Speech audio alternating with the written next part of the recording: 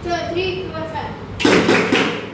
देखो, नाटक देखो, नाटक देखो। आज हम बात करने आए हैं अपनी भारतीय संस्कृति की।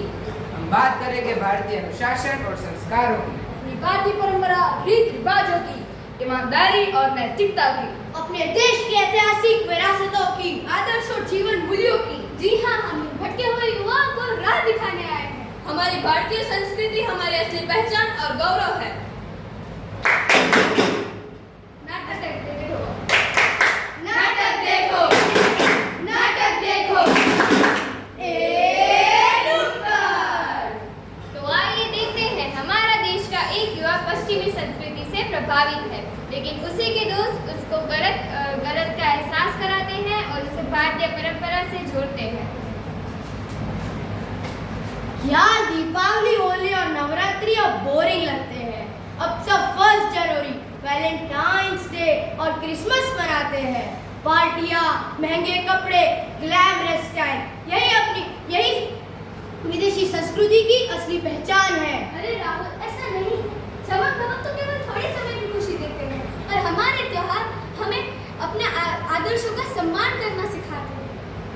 अंग्रेजों की मैकाले शिक्षा नीति ने गुरुकुल परंपरा को नष्ट कर दिया है और हमारी संस्कृति धीरे धीरे कमजोर होती जा रही है। तुम दोनों कुछ भी कहो, लेकिन वैलेंटाइंस डे, रोज डे जैसी चीजें में ही तो असली चमक धमक है। और हमारे त्योहार दादाजी के जमाने के एकदम ओल्ड और नीरस है। माताजी। अरे राहुल, ऐसा नहीं। चमक धमक तो केवल थोड़े समय की खुशी देते हैं, पर हमारे त्योहार हमें आदर्शों का सम्मान करना सिखाते हैं। दीपावली के दिन अज्ञानता मिटाते हैं, होली के प्रेम रंग फैलाते हैं। रोज डे और वैलेंटाइंस डे जैसी चीजें बच्चों में अश्लीलता फैलाती है। अगर उनकी जगह हम उन्हें महाभारत, रामायण और गीता पढ़ाएं तो हमारी संस्कृति फिर से मजबूत हो सकती है। अब मुझे अपनी संस्कृति पर गर्व महसूस हो रहा है। पश्चिमी चमक धमक में मैं भटक गया था। तुलसी पूजन, माता पिता का आदर, बुजुर्गों की सेवा, यही हमारी संस्कृति की असली पहचान है। अब समझ में आया। बिल्कुल सही कहा राहुल। हमारे त्योहार हमें धैर्य, करुणा, अनुशासन, नैतिकता सिखाते हैं। इन्हें पाकर ही हम जीवन में स्थायी खुशी पा सकते हैं। और अगर हम गुरुकुल परंपरा को फिर से अपनाएं तो भारत फिर से विश्व गुरु बन सकता है। अब मुझे समझ में आया, पश्चिमी चमक धमक में मैं भटक गया था। अपनी संस्कृति अपनाओ, इसे आगे बढ़ाओ और भारत को फिर से विश्व गुरु बनाओ।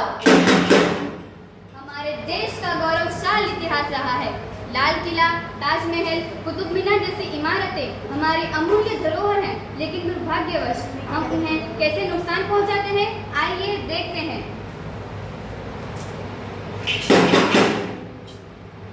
वाह, ये जगह कितनी शानदार है। अरे रोहन, ये तुम क्या कर रहे हो? ये सिर्फ पत्थर नहीं, हमारे वीरों की याद है। इस पर नाम लिखकर क्यों खराब कर रहे हो? इस पर अपना नाम भी तो लिखा है, इससे थोड़ी गिर जाएंगे। रोहन, ये इमारतें हमें हमारी अतीत की पहचान देती है। उन्हें गंदा करना, नष्ट करना, ये हमारी ही गलती है। क्या मजाक कर रहे हो अर्जुन? ये मजाक नहीं। जिस दीवार पर तुमने थूका है वो हमारे पूर्वजों की मेहनत और वीरों की याद है। अरे आयुषी, तुमने तो मेरी आंखें खोल दी। अब समझ में आया, ऐतिहासिक भवनों को गंदा करना, उन्हें नष्ट करना हमारी ही गलती थी। बच्चा, अब समझ में आया। अगर हम इसे नष्ट कर देंगे तो ये सब खत्म हो जाएगा। फिर हम अपने आने वाली पीढ़ी को क्या दिखाएंगे कि भारत की इतिहास सिर्फ किताबों की फोटो में छपी है? अब समझ गया, ऐतिहासिक भवनों को गंदा करना हमारी ही गलती थी। रोहन, हमें ये इमारतें सुरक्षित और साफ रखनी चाहिए, तभी हमारी आने वाली पीढ़ियां इन्हें देख पाएंगी और सीख पाएंगी। हमारी धरोहर को बचाओ, पुरानी इमारतों का आदर करो, इतिहास को जीवित रखो। हमारी भारतीय संस्कृति में नैतिकता को ज्यादा महत्व दिया गया है। तो चलिए देखते हैं एक भटके हुए युवा को कैसे उसी के साथी नैतिकता की राह पर चलाते हैं।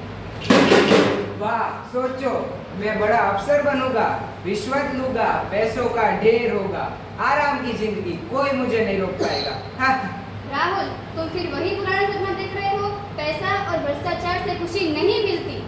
सही कहा राधिका, असली मजा तब है जब जीवन में नैतिकता और ईमानदारी हो। ईमानदारी ईमानदारी ईमानदारी, आज के युग में बकवास है। मजा तो सिर्फ पैसा और सुविधा में है। अरे माँ, माताजी।